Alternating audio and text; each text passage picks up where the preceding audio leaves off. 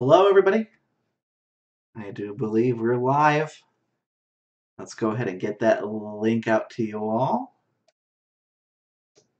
All right. I hope you had a wonderful 4th of July week. As I said last Sunday, that holiday in there kind of disrupted our schedule a little bit. But most all of you turned in your work, so I'm really happy about that. Or nearly all of us turned in your work. I know there were a couple of you that emailed me about deadlines and extensions and things, and I respected those. So let's go ahead and look here. I know it's the fight every it's the fight I have every time with YouTube. Where is my video link? It usually takes a good solid minute or two. I apologize if you're watching this later. Again, you got to deal with me prattling on for a little bit before I can actually move on with what we're doing. But I can always describe what we're doing, couldn't I? So what we're doing today is we're going to look at an example final speech. And whoop, there's Streamception there. Here's our unique video link that'll take you right to this video. So let's go ahead and post that in our announcements. This is the right section, right? Excellent. And a link to the 14th broadcast. That's going to be pretty simple today. I think I always say that too.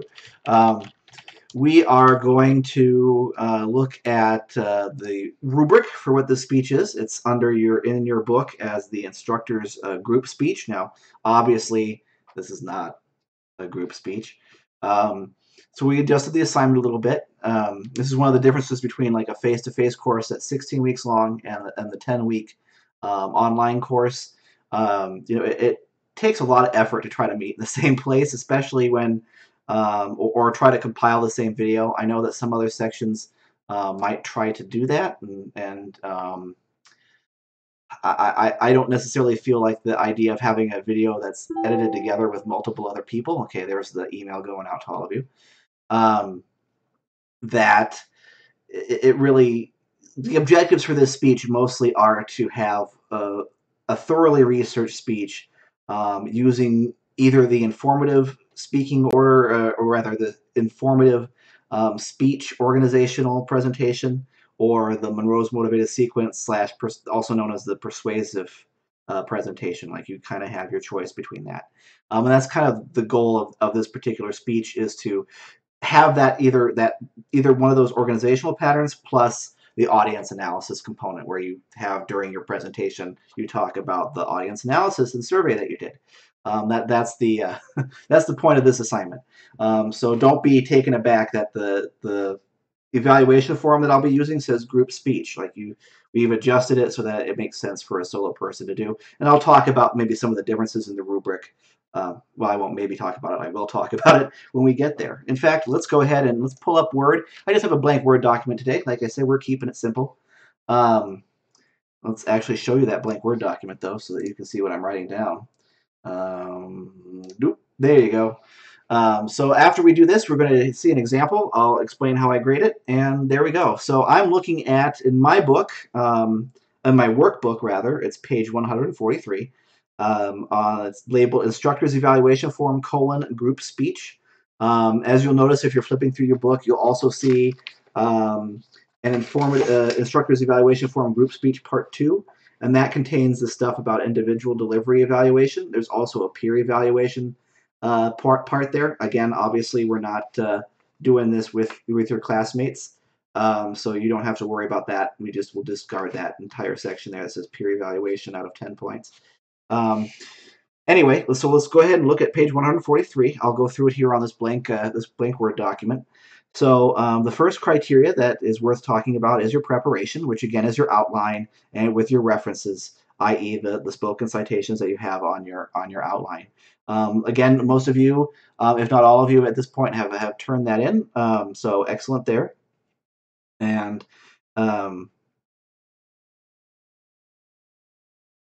yes.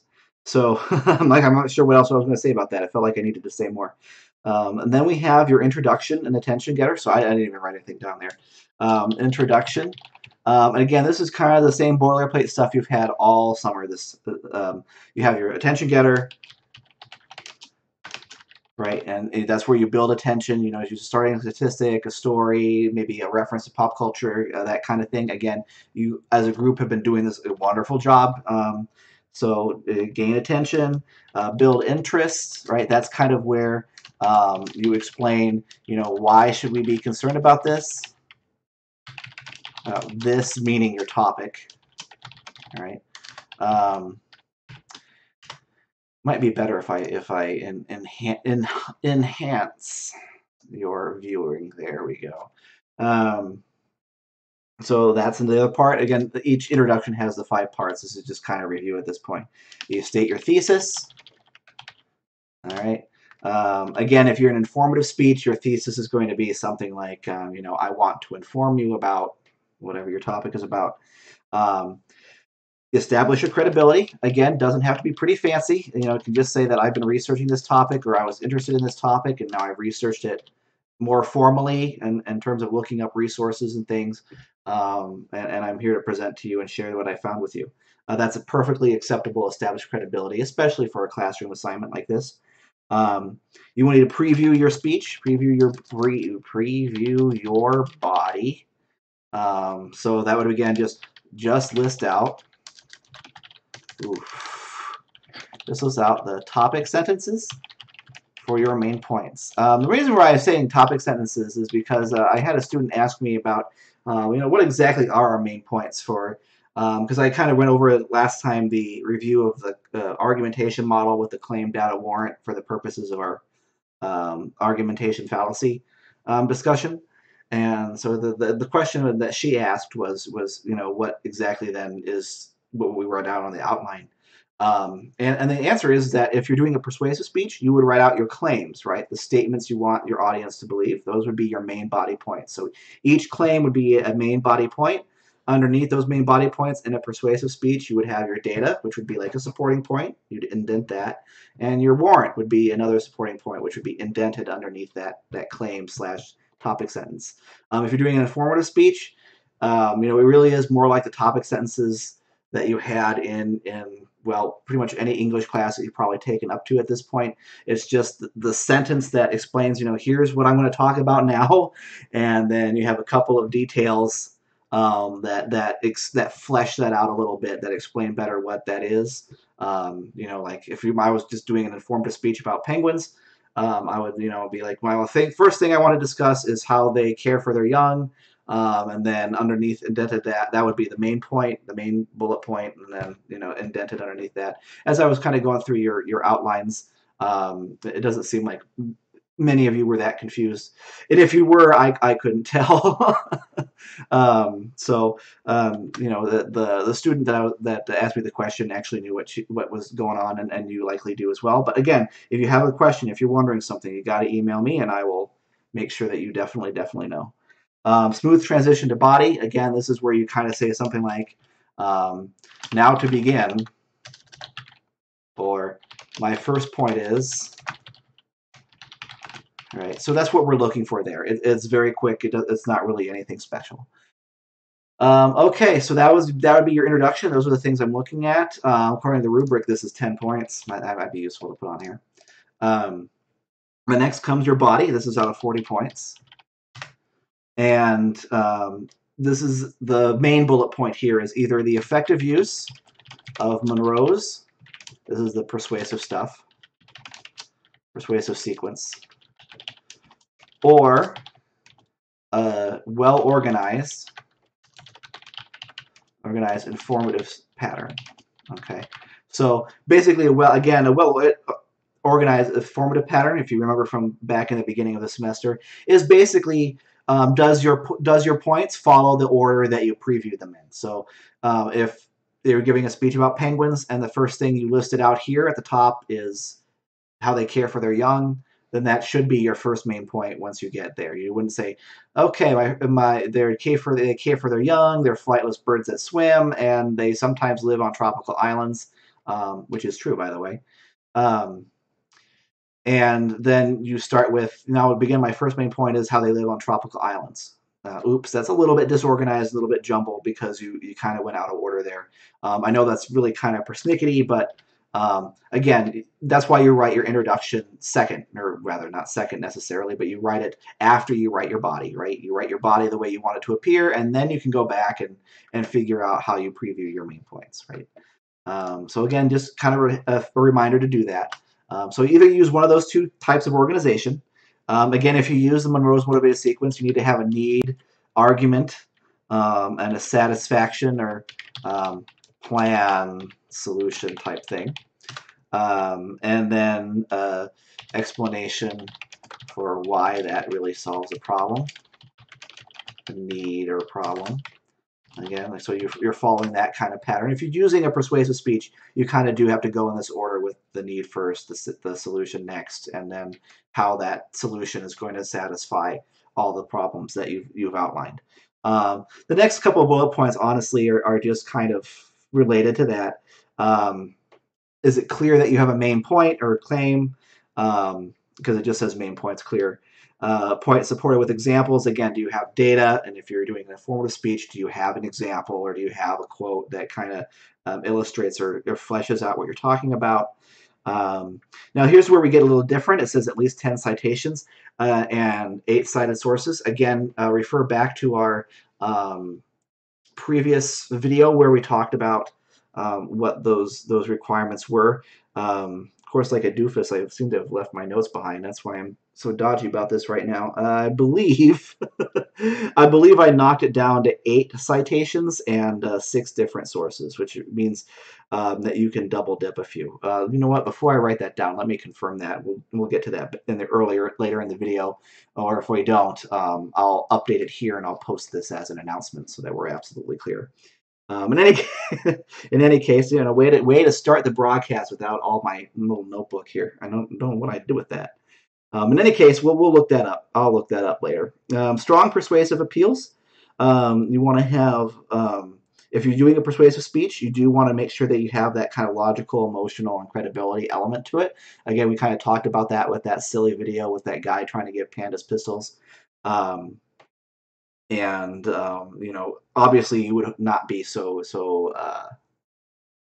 transparent in your greed and selfishness.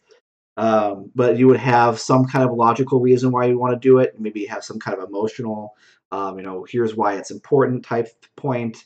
And then of course you'd want to establish that with credible research and making sure that you don't sound like a hothead, basically. Language appropriate and vivid. Use of appeals. I haven't been writing things down for a while because a lot of it's just relevant if you're doing a persuasive speech. And then language appropriate and vivid, that's for everybody.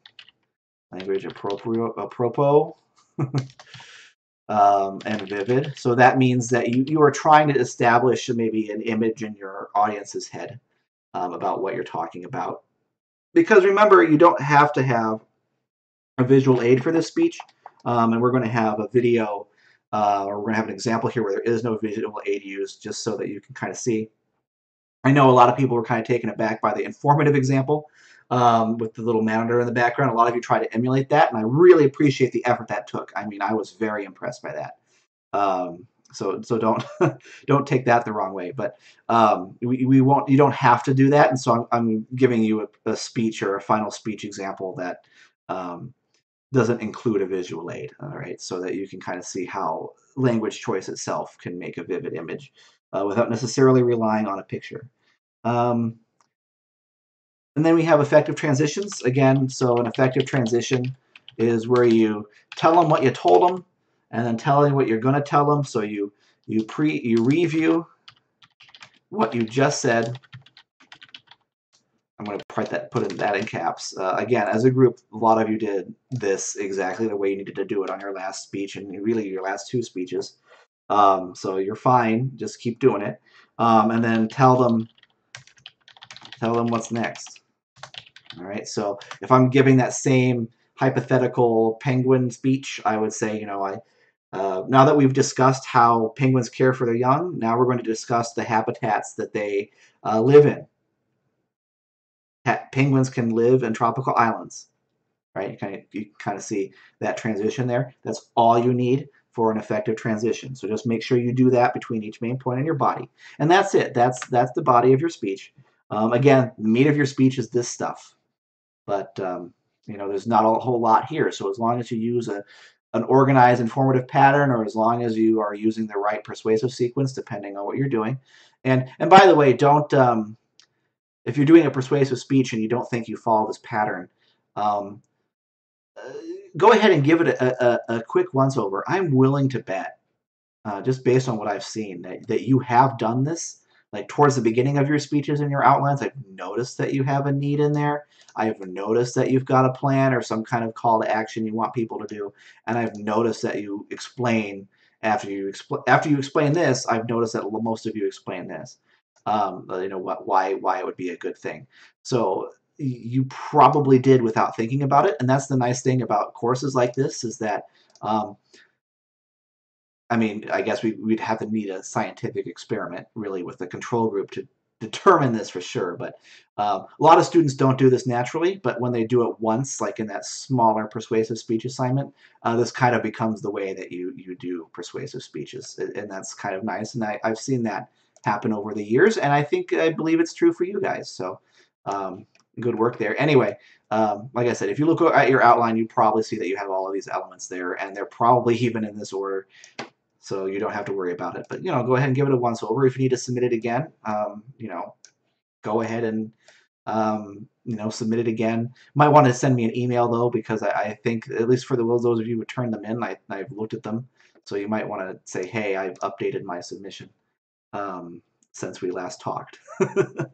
Okay, so anyway. What am I doing here? Strong persuasion. Oh, it's the conclusion. That's why I was like, wow, this doesn't seem like we're done yet. But we basically are. Conclusion. Your conclusion is, again, you have a smooth transition. And again, for this is that you signal that your speech is coming to an end. All right. And I know it's kind of, I guess pedantic, I guess, to say, in conclusion, but you can definitely transition that way, say in conclusion or in summary or at the end of the day. Those are great ways to signal that your speech is coming to a close. You want to it says reinforce central idea on here. I'll change that slightly to mean what it really means is remind the audience what your thesis was. Okay, that's what it means by reinforce central idea. You want to review your main points. Again, that's what it means by summary. And then you have some kind of effective, again, it depends on if you're doing a persuasive speech or an informative speech, but you want to have some kind of, if you're doing an informative speech, you want to have, explain why people are better for knowing what you talked about. Why was it good to listen to you, or something like that, that kind of explanation. Or if you're doing a persuasive speech, have a call to action that the audience can actually do. All right. Now, I know that maybe your plan is to fix all the plot holes in Indiana. I said potholes, not plot holes, right? All the potholes in Indiana. There's not a lot that people can do to fill in the potholes themselves. But they could sign a petition or approach a local leader at their county level to try to push for that, right? So that would be how you conclude your speech is you give the audience something that they could do to start or show support for whatever solution you are advocating for. Okay. And that's basically it. It has a spot for visual aids. Again, you don't need one. Visual aids optional. And again, our example will not have one, so I hope that it reinforces to you that it's optional. Adapted speech to audience. Now, this is the new section that you haven't seen in any other speech, and this is what is really the point of this assignment. I mean, yeah, it's to do more detail in a persuasive and or informative environment, but the real thrust of this is to work on the audience analysis part. This is where, remember how somewhere in your speech, this is basically what these 3 bullet points are about. Somewhere in your speech, you need to explain, what your survey results were, and how that informed what you talked about. And you need to explain this directly to the audience and say, when I was going over my surveys with you all, I noticed that not a lot of you knew about penguins. Um, you know, um, and you don't want to sound like you're all high and mighty by like, did you know that 80% of you didn't even know that penguins were birds? You don't want to sound like that or have that kind of rhetorical question because that's kind of snotty. But you can say something like, when surveyed, I noticed that a lot of us had some, um, as a group, we had inaccurate impressions of what a penguin was. You want to say it kind of, you don't want to hide what the fact is unveiled by your survey, but you don't want to sound like you're really judging the audience negatively for it either. Um, but you do want to reference it and say, we're going to go over some of the basic physiology of penguins. This was one of the areas on my survey where a lot of people didn't have knowledge. There you go. That's a good way to say that. Um, so anyway, that's what that last 3 bullet points are about. And again, one of the bullet points is you need to refer to the class survey. Okay, I'll be looking for that too. The other things here are just kind of rewordings of the other 2 points. Adaptive demographics attitudes, what your survey results were, and how that informed what you talked about, right? How did you create relevance for your talk about, or what your topic is. All right, now that's the actual assignment. There is, if you look at the next page, at least it's the next page on mine, it should be on yours too, page 145. Yeah, because 144 is blank, at least it is in mine. That's just the individual delivery, or rather your delivery, because you're the only person doing this. Again, it's kind of the boilerplate delivery out of 20 points. It's eye contact, whether your voice was okay. And again, a lot of this delivery stuff, one of the great things about an online course is that you guys can do multiple takes and only submit the best one. So if your voice is too quiet, chances are you've seen that in your video and you've addressed that. Um, use nonverbal communication. Now this is probably something new. And usually at a certain point in the semester we talk a little bit about gesturing. And they have you do something in the book. It'll have you do something called the speaker's triangle, in which you would physically move around the room in a triangular pattern. There's a couple things. One that's considered really antiquated now. In real environments, you have a podium, and this is true with our example as well, where you're behind a podium so you can have your notes and or read from a teleprompter. Um, Pretty much everything outside of maybe an executive boardroom where you're giving a quarterly presentation, you're going to have a teleprompter. You're going to have some place where you have your notes visible, and due to that, you'll be kind of rooted to the same spot, and that's fine. That's the changing habits of communication. This book, or at least parts of this book, are a good 30 years old, and that really wasn't true 30 years ago. But now it is. So when it says nonverbal communication, really I'm just kind of looking at your facial expression. All right. So in other words, really the only thing I'm checking is if you're talking about something sad, do you look sad and or serious? Or are you kind of like the Joker where you're threatening people with life and limb and you're smiling and laughing and giggling? um, so that's really what I'm checking for there. Again, um, one, it'd be very difficult for me to figure out if you're doing the speaker's triangle based on the online format, but also because it's not really used anymore in any kind of professional environment.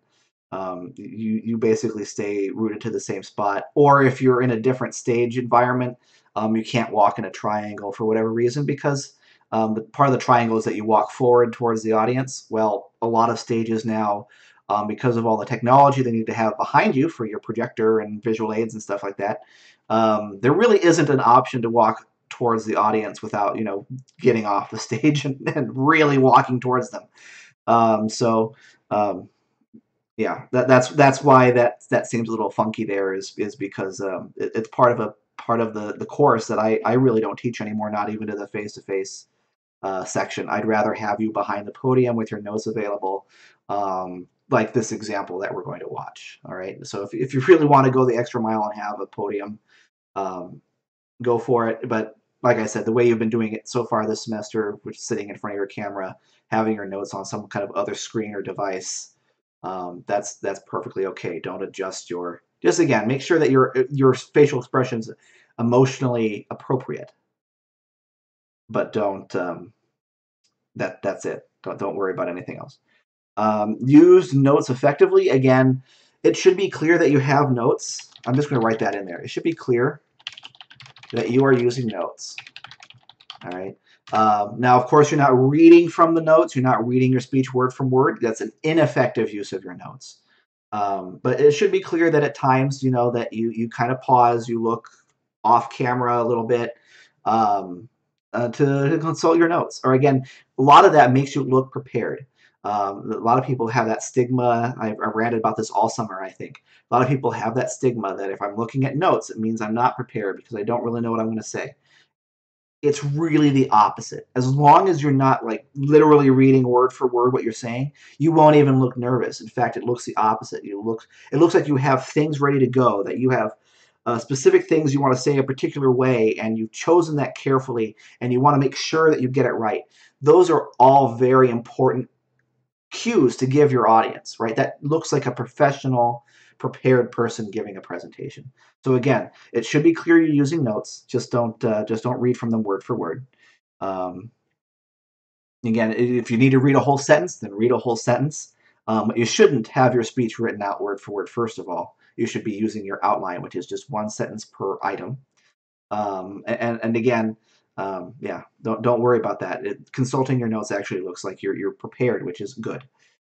So then you also, it says constructed effective speaking notes. Again, what I'm looking at there, we can just kind of consider it part of the same bullet point here, is whether or not your outline is appropriate. And the ones that I've seen so far are. I feel like if there is a serious deficiency, I'd have told you by now. Um, so excellent. Yeah, that's it. That's the whole outline. Again, the only other part of the rubric here is peer evaluation. You're not going to do, you know, you didn't have a partner to work with, so you're not going to do the peer evaluation part. So let's add this up. 20 points plus, ooh, what was the conclusion worth? I'm trying to flip back. I'm a dork, sorry. That was 10 points there, so we're up to 30 points. 40 points, so that's 70 points, so that's 80 points. Plus your outline, which is worth 15, so that's 95 points. So there you go. Again, that's a kind of a different point total because we're cutting off a couple things from the assignment. I noticed there's also that we're cutting off the peer evaluation part, that you just don't need to worry about those 10 points. So yeah, 95 points. Okay, and again, I will look up the, again, I don't know why I'm such a doofus about this, but I have a different one for each section because each section has a different length of time you get to use to prepare, so I had to alter this assignment a bit. But yeah, it should be, you have 8 citations over 6 sources, that way you can double dip a couple times. Because I try to maintain the same ratio of sources to citations that the book has. You just don't need to be worried about doing quite so much. Okay. All right, let's look at our example. So I'm going to be, again, looking at the example too with you. And I'll talk to you about probably just a couple sentences on each one. Again, kind of like how I evaluated you guys on your other speeches. We'll just have a couple comments about each section, and that's it on the rubric. So let's go ahead and look at the example. Let me put up my image here. I don't want to. Now, this speech actually comes from a different school. It's one that the school itself had put up as an example, so it's quality. And we'll talk about its quality in a moment as well, because there is such a thing as having maybe too much production, and this might be an example of that. I guess spoiler alert. So okay, I got the speech up. Let's go ahead and listen to it, and I will come back when the example is over.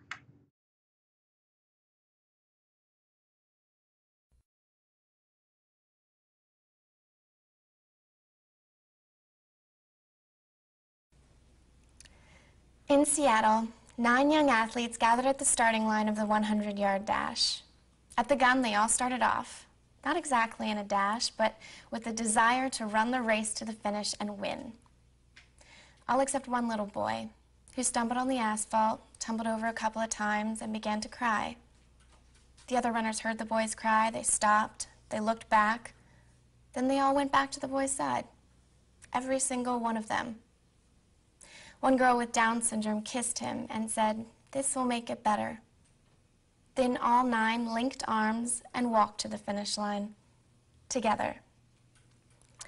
These athletes were not competing on national television.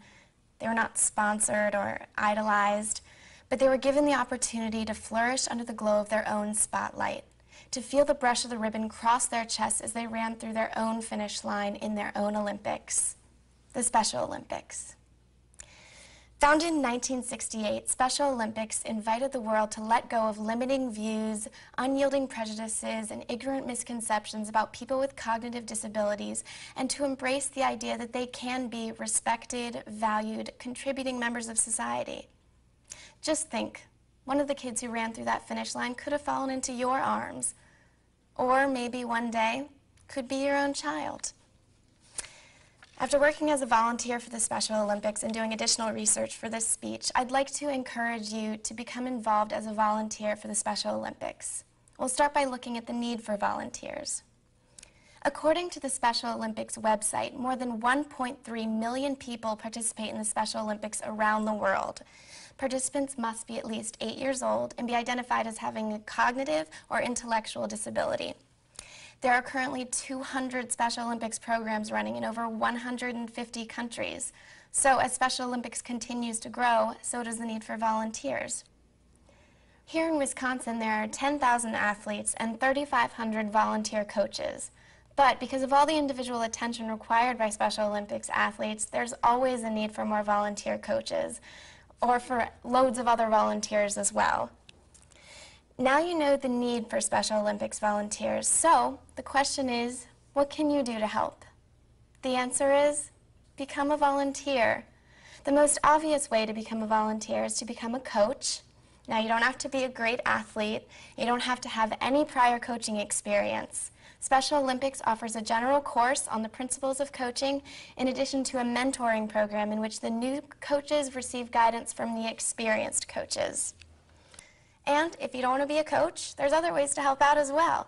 You can work behind the scenes by assisting in fundraising or organizing events or any of the other countless details involved in running a huge organization such as Special Olympics. It's also very important that you know that your contribution to Special Olympics can last from a day to a year to a lifetime, depending on the level of commitment that you're ready to make. No matter how you decide to help, I guarantee you that working with the Special Olympics will be immensely rewarding. As a coach, your instruction and support will help your athletes develop physical skills, while your interaction and friendship will help them develop socially. Rana Vanderslice, author of the article Special Olympics, Beneficial to All, reports that individuals who get involved in sports and recreation through Special Olympics develop larger networks of friends, are more likely to socialize with others, and receive more social support. But it's not just the athletes who benefit from Special Olympics. In my case, working with Special Olympics is one of the most gratifying things I have ever done in my life. Because not only do I have the satisfaction that comes from helping others improve the quality of their lives, but I've met so many amazing people and met so many great friends that really I would not trade the experience for anything. Now you know the need for Special Olympics volunteers, some ways that you can help out, and the benefits for the volunteers and athletes alike. So now I'd like to ask you to take the step of getting involved with the Special Olympics. If you want more information, you can check out the website for the Special Olympics or visit the local headquarters located on Monona Drive here in Madison. I also have brochures with contact information that I'll be handing out after the speech. I know that you may not have a lot of time available right now, but you can volunteer for the time that fits your schedule. The most important thing is to get involved in some capacity for whatever amount of time that you can manage. Remember the 9 children I mentioned at the beginning of this speech.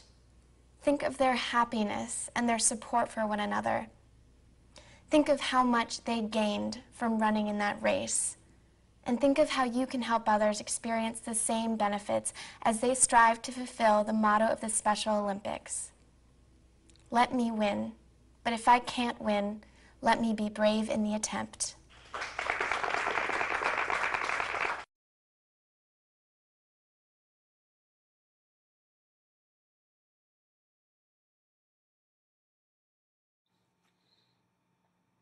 Kim, for the first time.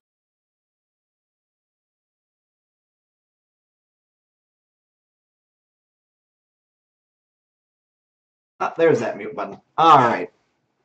So that is our example. Hold on a minute. I left the door open. Oh, whoop, whoop. See, my problems are sometimes your problems. In that we have people walking in and out of our recording booths, or whatever you want to call your bedroom. Okay, so what was I doing? Oh yeah, here we go. So let's go ahead and just kind of comment a little bit on the speech and how I would have graded it. Where's my? There it is. Okay, so back here, again with her introduction, the first thing that we're really going to look at, she did have all of this stuff. All right, you know, she had that little anecdote at the beginning to build the story, and the story kind of built your interest because it was kind of unusual and that the competitors were so helpful to each other, right? Because you kind of don't think about that. She stated her thesis clearly, and that she wanted us to, you know, take more consideration for the Special Olympics / wanted us to join up as volunteers. She didn't, again, establish her credibility by explaining her connection to it. She had the preview of the main body, and she had that transition there. So she had this. She would get all 10 points here, I think. And by I think, I mean that's what I would give her. The body, again, she used Monroe. She didn't really use Monroe's persuasive sequence. This was a great example of one of those kind of informative, almost type speeches, but there was a clear persuasive element to it. That was one reason why I picked this example. In that she didn't really talk about how desperately people needed to help the Special Olympics. She just really talked about what the organization was, why it was great, and why it would be great for you to join. Right? That was really the pattern that she had. And that was still persuasive. Um, so while I am kind of evaluating you in this way, I again want you to look over your outlines and say, you know, gosh darn it, I said it's a persuasive speech, and I have all these elements, right? There was a need that she was addressing here. And that need was, in some regards, was to feel like more self-fulfillment. Like you, as the volunteer, would feel more self-fulfillment. Um, Even though you're busy, you would feel more self-fulfillment by um, having by joining up. And then she had a plan to do that. And this was very short. This is one of those persuasive speeches where it was very short. But she said, you know, you can call down the office in Madison. That's where she's based, Madison, Wisconsin. That's one of the college towns where I'm pulling these examples from.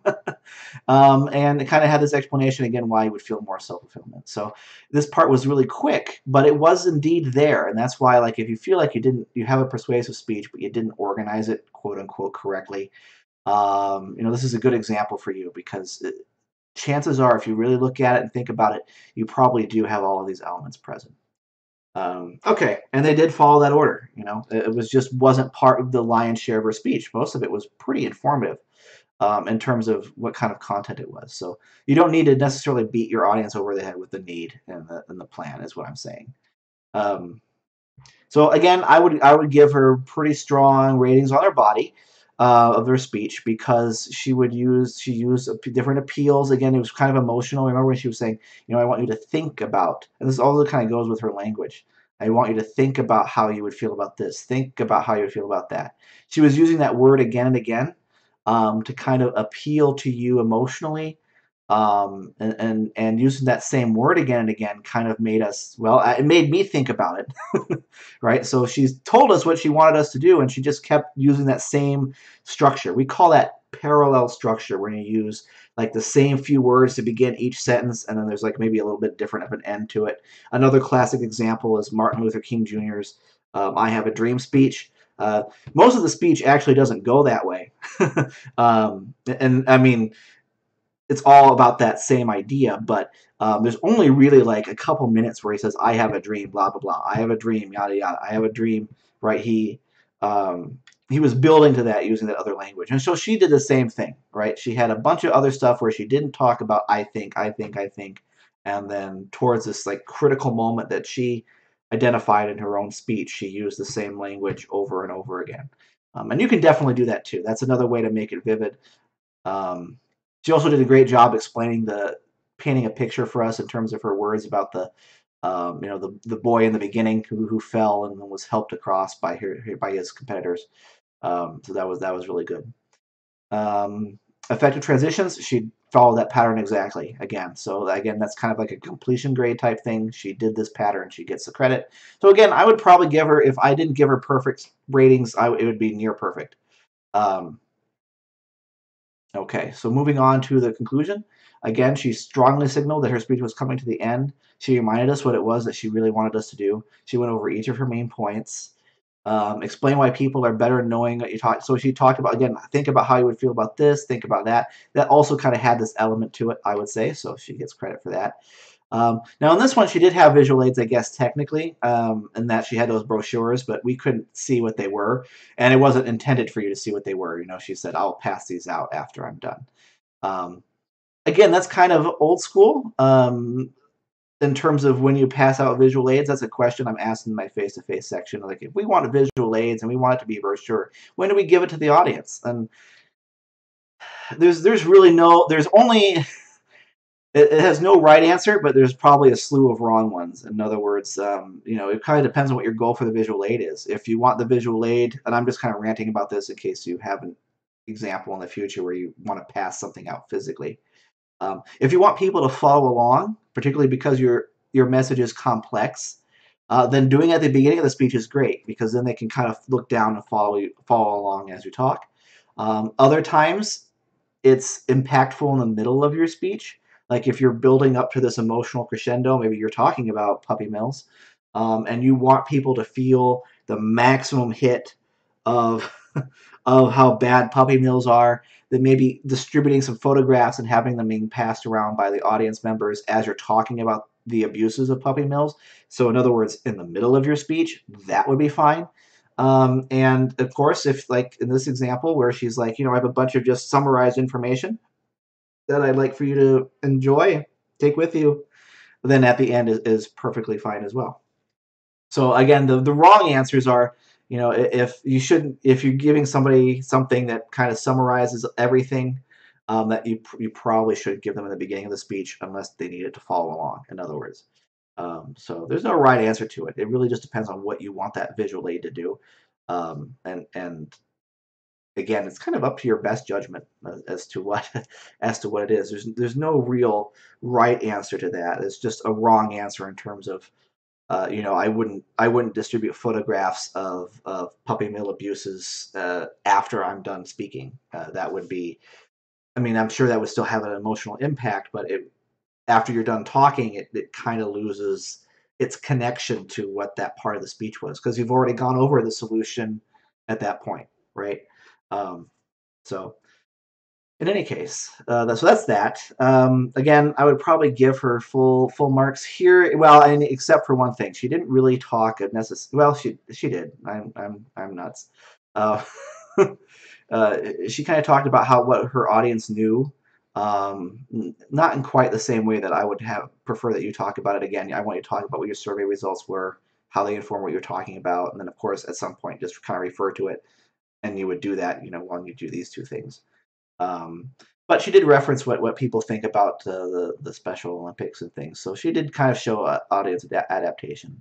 Again, I would give her pretty much full points here. Um, Delivery. This is where I'm going to kind of, I won't say it's a negative critique, but it's just some criticism. She had really good eye contact, and her voice was good.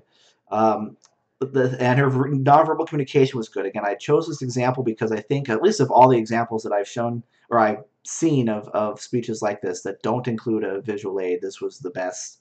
Um, the thing that she did do, though, or the thing that I'll criticize her on, is that she didn't really look at her notes. You could tell that this speech was really rehearsed and that she memorized it, basically. And she had performed this speech many a time. And yeah, did that look prepared? Sure. Why am I dinging her on this? Part of the reason why is because if you may have noticed in the beginning of the speech when we still had the time code up for the YouTube video I was splicing in here, and her speech was only 5 minutes long. Um, and so it's kind of old school to memorize your speech because back in the olden times, before we had a lot of research available at your fingertips before this information age, memorization really was the way to kind of give a presentation. So there's a lot of reasons why that stigma against using your notes exists. Um, because it's really kind of the onus was really on you as a presenter to kind of distill it down to the critical, if you have 4 hours of research, it's kind of your responsibility to distill that down into 20 minutes. If you have 20 minutes of research, it was your responsibility to distill that down into 2 minutes of memorized stuff, um, and so on. In today's day and age, we really expect, as a society, when I say we, I don't just mean professors, I mean as a broader society, we expect that people know what they're talking about and that they show us that they know. And that means citing your sources verbally. And it's very difficult to do that if you have a 20-minute speech and you go 18 minutes without citing a source. People are going to notice that. It's just kind of a natural thing that we do now.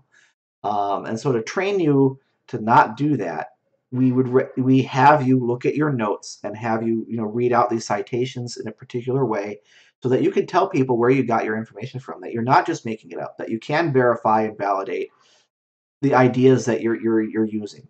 I mean, again, not to go on that rant about facts versus opinion again, but interpretations can vary, but the facts usually really don't, right? The things that you can look at multiple perspectives and you see the same information. Was it 90 degrees in Indiana today, right? You can look at multiple sources and come to the conclusion that, yeah, it was. Um, right? And then whether you interpret that as being too hot or just about right is, again, a matter of interpretation and can vary. But um, the fact that it was 90 degrees doesn't change. And if you're giving a speech about weather in Indiana, in olden times when things were memorized, people kind of got a free pass for not being able to remember certain details. Nowadays, we as a society don't really do that. And so anyway, rant over. That's why you should look at your notes. And I would probably ding her a few points on delivery here. I would probably give her maybe, I mean, it was still a good delivery, so I'd probably give her like a 18, maybe minus 2 points. But she didn't use her notes, and that makes me wonder if, you can cover up a lot of, um, shenanigans with just confident delivery. Like maybe she didn't have her facts right. I don't know if she quoted her facts correctly because she didn't have anything that she seemed to be referring to. Now I'm sure that she was credible and did it right because, again, I could tell she was well rehearsed, and I would just hope that she wouldn't get to that level of rehearsal with the wrong stuff, with the wrong facts, or with some kind of typo in her facts that makes her promulgate it through her presentation. Um, Promulgate, that's another one of those SAT words that would perpetuate, that would publish those errors and make it more difficult to understand what the truth is by rehearsing it so many times incorrectly. Um, anyway, so I would take off a couple points there. Long story short, look like you're looking at your notes. Make sure your notes are correct before you start, and double check them, and then look like you refer to them. Actually refer to them during your speech, and that's good. But again, in terms of like her nonverbal communication, her facial expression was great. She didn't need to do any of that fancy stuff that's in your 30-year-old part of your textbook, where she walks around the room and pats people on their head as she passes by. Then maybe that piece of advice isn't in your textbook, but it's one thing that I heard when I was growing. When I was your age, that was one of the things that give people a light tap especially if you're a teacher, walk by them and give them a tap. People were encouraged to do that in a variety of presentational contexts as well. I don't think today you could just, as a stranger, even though you're giving a presentation, I don't think you can just walk up to somebody and touch them anymore. So that should show you just how dated some of um, these techniques that I was taught are, right? And in any case, um, that's how I would evaluate the speech. So it basically practically full credit except for that whole notes thing. Um, A minus speech. I don't know exactly what mathematical problem 18 out of 20 points would do here, but it'd still be an A or at least an A minus. Again, you don't have to be your preparate. You don't have to compare yourself to this person. Um, she made her choices because of either the thing that her professor told her to do, like the memorization thing. Maybe her assignment had them do a brochure instead of this, that, and the other thing. So you don't have to emulate her exactly, but in general terms, this was a good speech to show you. She had all the parts of the introduction. She still had the Monroe's motivated sequence, but it was a little bit more informative skewed. And like I said, when you have a speech that's this long, you tend to skew, even if you're just trying to give information, you tend to skew persuasive. That was a good example of that. Now, I'm not going to count off points one way or the other. Those specific speeches that were informative or persuasive are behind us now, right? So you don't necessarily, what you have to worry about is whether or not it's well organized and makes sense, right? You're past worrying about whether or not it's specifically persuasive or specifically informative. You just need to make sure it's well organized and that ideas flow together. And in my opinion, this speech made that criteria. Yeah, so that's our example. Again, I really appreciate the level of participation that you guys have shown. You've been turning in your work, even though there was a holiday in there. You've kept in contact with me when you needed help. I continue to get like a handful of emails almost every day, and that's great. I want you to continue to have that level of contact with me. Heck, I'd even go to, if you haven't sent me an email in a while, now might be a great now might be a great time. I mean, I'm not requiring you to do that, but it's always good to hear from you. It does not bother me in the slightest. The reason why I keep saying that is because I've had a few students in the past that would say, it's an online course. I always assume that, I'm taking an online course because I'm assuming you're busy. Or because I'm busy. I assume that you're teaching an online course because you're busy. But this is, I mean, am I doing other things for my job? Yes, but um, this is part of my job, right? Responding to your emails is part of what I need to do. So don't feel embarrassed. Don't feel like there's a reason why you shouldn't email me, even if you only have a small question. I will get to you eventually. I know there's a couple people out there that maybe I took, maybe I never said this, but I might have taken a little longer than I should have. Because I do only check my email every couple of hours. I don't tend to check it really this right now at 7:17 p.m. I probably won't check my email after I'm done posting this on Blackboard tonight.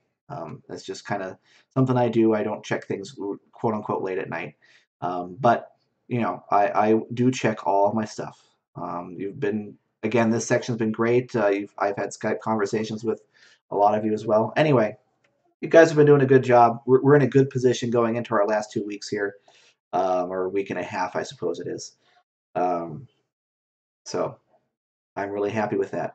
You might be wondering then, what exactly are you supposed to be doing? You've turned in your outline, and it's kind of there's not been any work necessarily for the past couple of days.